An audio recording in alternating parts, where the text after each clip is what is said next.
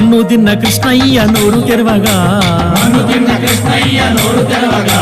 14 లోకాలు చూసినావుగా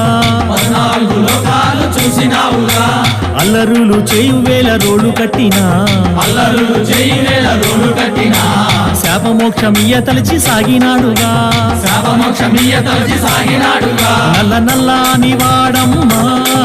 నామాలు గల్లవాడే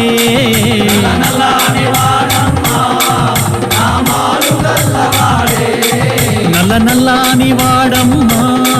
నామాలు గల్లవాడే